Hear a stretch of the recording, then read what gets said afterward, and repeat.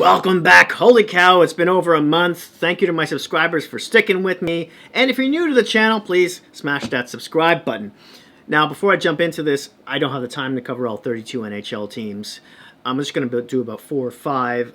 The next club will be the Avalanche, then the Senators. Then I want you to pick between the Seattle Kraken, the Boston Bruins, and the New York Rangers, or a team of your choice. Let me know what your vote is down in the comment section. I'd love to hear from you. The more votes that team gets, the more likely it is to be the 4th or 5th video, whatever I have time for. Let's dive in, shall we? Let's briefly begin with the key departures, starting in net with Frederik Andersen.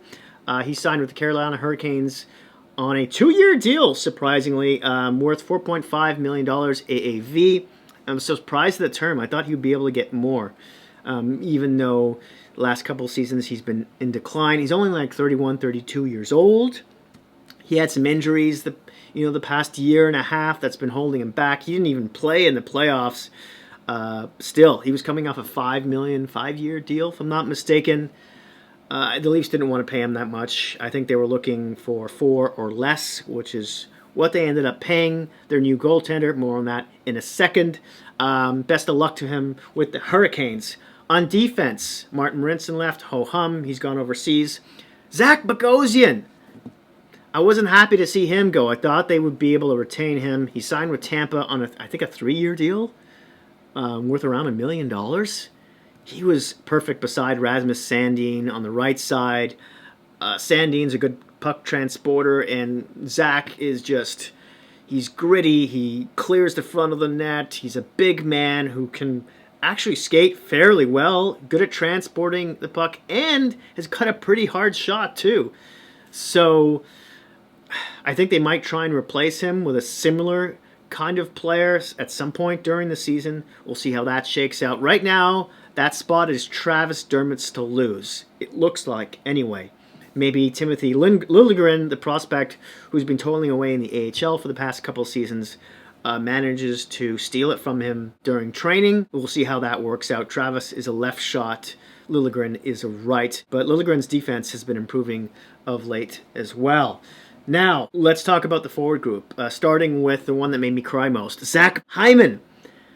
I really wanted Toronto to keep this guy, but he just played his way out of the city, right? And he deserves a bigger contract. Edmonton gave him 7 years at $5.5 million. Although I'm going to miss this player because he's one of the top 3 puck hounds in the league. He's great in the corners, plays really well with skilled players, is fantastic in front of the net, shoveling in the puck. He hits. McDavid's going to love playing with this guy. Edmonton fans, you're going to enjoy watching him. But the past couple seasons, he's had a number of knee injuries. He's 29 years old, a 7-year contract. I'm glad they didn't give it to him, but I wish him all the best. Then there's Nick Foligno, someone who I was also nostalgically upset about because I watched his father play for the Leafs too. And I was so happy he arrived. He's kind of like an older version of Hyman almost, but with better hands, slower, obviously. And it was just one injury after another after the Leafs traded for him, and they gave up like a first-round pick, amongst other things. And the playoffs, ditto. You know, he had some back issues. I really thought he'd come back for at least a year, but he signed with Boston on is it a 2-year deal? Worth $3.8 million. The Leafs couldn't match that. It's too bad. Maybe he plays center, second line for the Bruins now that David Krejci is gone. We'll see how that shakes out. Then there's Joe Thornton, whom I think if you're a hockey fan in general, you wanted to see him do well with the Leafs, maybe even win a cup, even if you hated the team, because he's like 41, 42, right? He doesn't have much left in the tank there. He had his moments with the Leafs, but he was kind of a ghost a lot of the time too, and gave the puck away in some bad instances during the playoffs. I wish they had gotten him back in the day when they first got Marleau. But anyways, woulda, coulda, shoulda. Now he's with the Panthers. Next, Alex Galchenyuk. As of the shooting of this video, he's not signed yet, but he turned around his career to a certain extent with them. And then there's Riley Nash, a shutdown center, who left as well. Now the exciting part. Let's talk about the key arrivals. Starting in goal, the Leafs grab Peter Mrazek to a 3-year deal worth $3.8 million AAV. I was happy about this. I know he's a real streaky goaltender who can't seem to play really well in both the regular season and the playoffs, but he's not supposed to be the number one, right? It's going to be a tandem situation with Jack Campbell. Campbell hasn't played more than, I want to say, 35 games in a season, so I would imagine Mrazek plays around that, between 35 and 40, and they got that goaltender for south of $4 million, and I can live with 3 years, and he's only 29 years old. Of course, goalies play a little bit later in their lives compared to other kinds of players. Next, let's talk about the defense, although there's not much to look at here. 3 players, Alex Biega, Carl Dahlstrom, and Brennan Menell, will probably see most of their time in the AHL. Menell, formerly of the Wild, played last season overseas and put up some decent points. He's a puck transporter who's pretty good on the power play. Maybe he sees a few cups of coffee at some point. He's a right-handed shot, if I didn't already say that. Now the forward group, this is where the meat is, right? Starting with Michael Bunting, who could be the big steal of the summer. Now, I don't want to get too excited because he's only played like 26 games in the NHL. He played in 21 with the Arizona Coyotes last season. He had 10 goals, 13 points, -1. On the Coyotes, mind you, he did play in the top 6, and that's where I think he'll be with Toronto, at least to start. He'll get a chance with Matthews, maybe Tavares. He's like a smaller version of Zach Hyman, but he's got a bit more nasty to him. He's 5'11", 25 years old, and he's signed to a 2-year deal worth $950,000. So if he can put in 15 to 20 goals, huge land for Toronto. Next, Nick Ritchie, formerly of the Bruins and the Anaheim Ducks, had a career year in goals last year with Boston, scored 15 in only 56 games, had 26 points. 5 of those goals were on the power play, 10 even strength. He's gritty, big boy, 6'2", 230 pounds, and he'll drop the gloves, he'll bang and crash, he'll get in front of the net. They had him on the first power play in Boston. I'd imagine the Leafs would do the same thing as their power play went south really fast throughout the season. And he signed for 2 years at $2.5 million. Pretty reasonable. He's also 25, if I didn't already say that. David Kampf, formerly of the Chicago Blackhawks. He's a shutdown center who is 6'2", 188 pounds. He's 26 years old. They signed him to a 2-year deal worth $1.5 million. Now, this guy's not going to put up points. He's a shutdown guy who can win a lot of face-offs and is good on the PK, which they desperately needed, especially at the center position. He had 12 points in 56 games. Question is, who does he play with, and is it the third line or the fourth line? I'm guessing it might be the third, and he'll play with like Mikheyev and or Kerfoot, Simmons, Engvall, one of those players. Next, the biggest gamble perhaps, Andre Cachet. Although they only signed him for 1 year at 1.25, right? Not much, not a big deal. He's also 25 years old, by the way. 6 foot, 190 pounds, right winger. He's also formerly of the Bruins and the Anaheim Ducks. Boston, I think, gave up a first rounder for him in 2019-20 season, and he only played 9 games for them during the regular season. And his issue is concussions. I think he's had 5 in his pro career. He did score 20 goals back in 2017-18. He has a higher ceiling. His underlying numbers are really good. Let's see what one of the best medical staff / trainers can do with him in the offseason here. This may be the last time you hear his name, or not. He'll probably be on the 3rd or 4th line right wing spot if he gets an opportunity. Next, Curtis Gabriel. Mr. Punch you in the face every single game.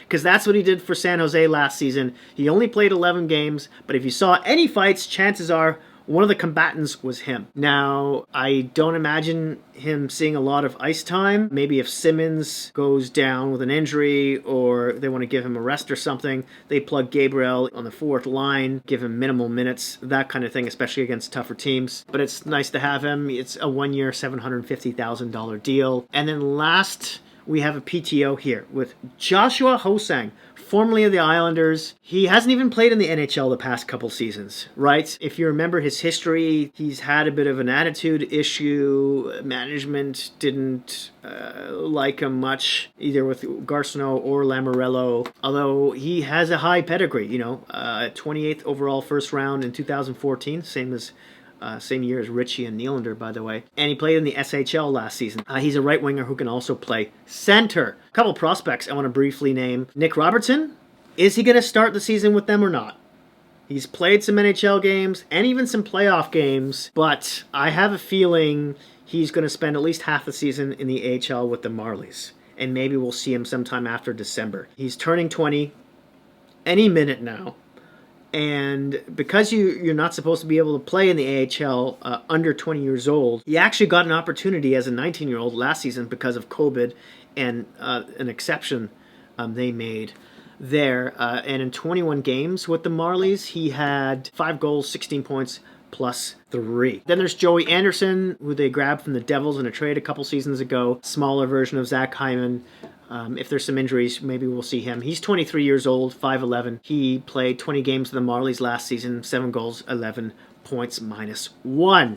All right, so the Leafs also got a couple of new coaches. And this is interesting because last year, the Leafs were 6th in goals for and 7th in goals against.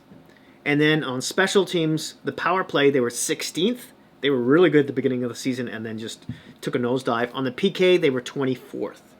So they went out and got Spencer Carberry, the AHL Coach of the Year from the Hershey Bears last season, who specializes on defense and the PK. Then they also got Dean Shinwith, the former assistant of the Carolina Hurricanes, who specializes in defense and the penalty kill. Now, Carolina was 5th in goals against last season and 3rd on the PK. So this could be some good news for Toronto. But now they've got 4 guys behind the bench because Manny Malhotra looks like he's coming back to run the power play. Him and Keith will look at the forwards. 4 guys? Wow. All right, let's look at my player picks here really quickly. Best acquisition, Mrazek, Ritchie, Bunting. If Bunting plays really well with that contract, probably him. The sleeper here, I'm going to go off the grid and say Robertson if he gets an opportunity. Dark horse, Kashe. It's got to be, right? Best bang for the buck? Hopefully it's going to be Bunting. Players that you shouldn't forget about. Rasmus Sandin. He's in his last year of his ELC contract. He's could be a future Morgan Riley replacement who's playing in his last year of his contract right now. And Timothy Lindgren. Maybe he even starts the season on the bottom pair. I don't know. My off-season grade for them, I'll give them a B-. There's only so much they could do with the cap, but I think they made some wise decisions. In the division, where do I think they're going to finish? No higher than 3rd, no lower than 5th. I'll say 4th. It's probably going to be the hardest division in the league with Tampa and Boston and Florida. Ottawa's playing better. Don't forget about Montreal. They might take a step back, but still.